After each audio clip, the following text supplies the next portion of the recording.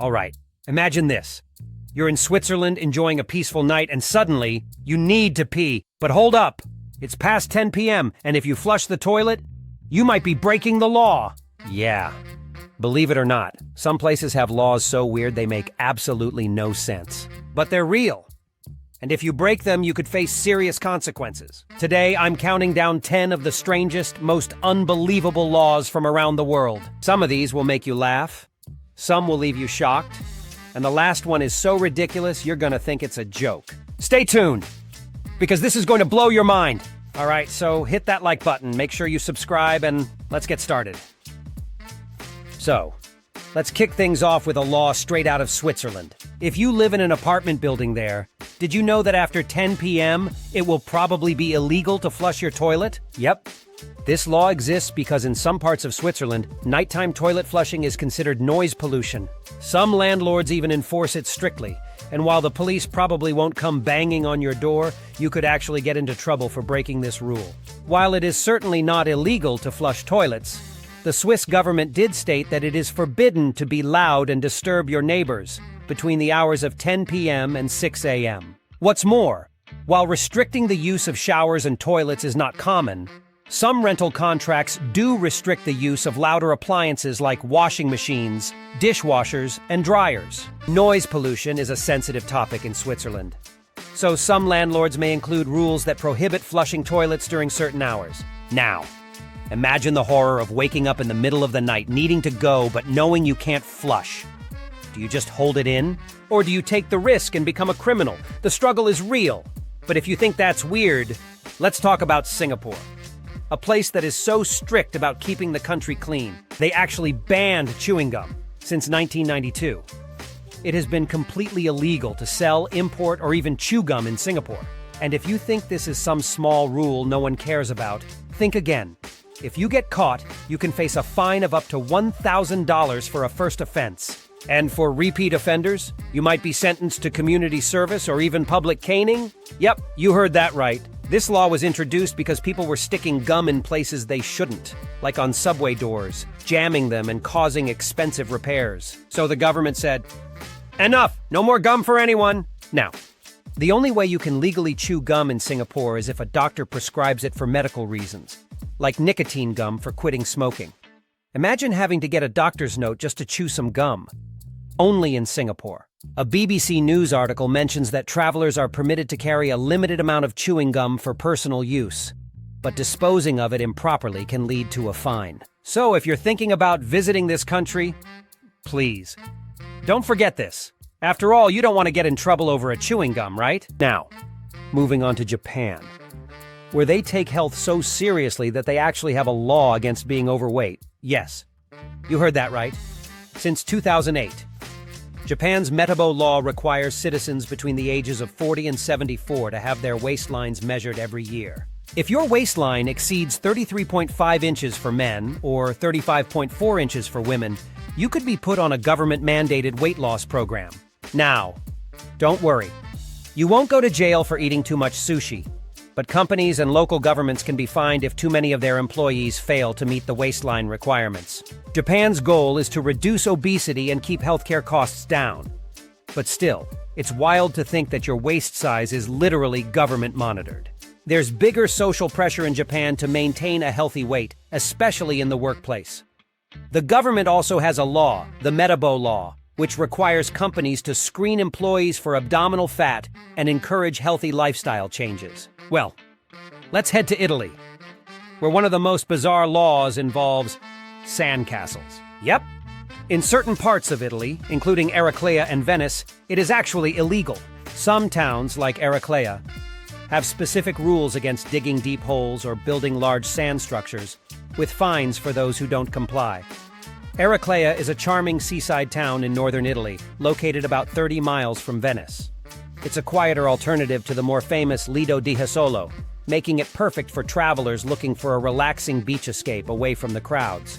One of the most interesting things about Eraclea is its ban on digging deep holes or building large sand structures on the beach. But why? Because authorities claim they block pathways and create a public disturbance. So, this rule was introduced to keep the beach safe and well-maintained. preventing accidents and ensuring smooth beach maintenance. Imagine going on a vacation, building the perfect sandcastle and then getting hit with a fine for it. Some places even enforce this law with penalties of up to 250 euros. So, if you're visiting an Italian beach, it's always a good idea to check local rules. But in most places, small sandcastles are totally fine. Meanwhile, in Canada, there's a law that is both hilarious and kind of genius: the Apology Act. You know how Canadians are famous for always saying sorry for everything? Well, it became such a problem that they had to pass a law that saying sorry doesn't count as an admission of guilt in court. Basically, Canadians say sorry so much that people were using it against them in lawsuits. Like if there was a car accident and someone instinctively said, "Oh, sorry," it could be used as evidence that they were responsible. Now, legally speaking, apologizing in Canada is just considered a polite gesture, not an admission of fault. Only in Canada, right? But now, let's talk about Australia, where something as simple as changing a light bulb could technically be illegal. Have you ever tried changing the light bulb in your house by yourself? In Victoria, Australia, you can't do that because there is an old law that states only a licensed electrician can replace a light bulb. If you do it yourself, you could technically face a fine of up to 10 Australian dollars. But before you freak out, this law is rarely enforced, and it's more about safety than anything else. But still, imagine calling an electrician just to change a light bulb. It sounds ridiculous, but hey, better safe than sorry, right?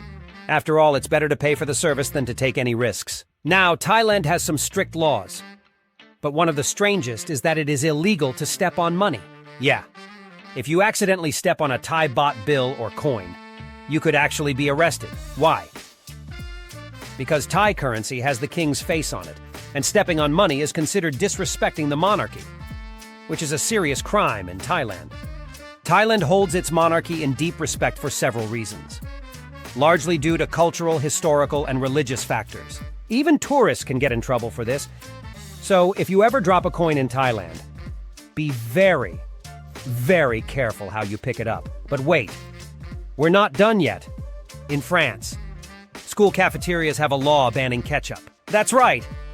Kids in France are not allowed to have ketchup in their school lunch except for one exception, with French fries. But why?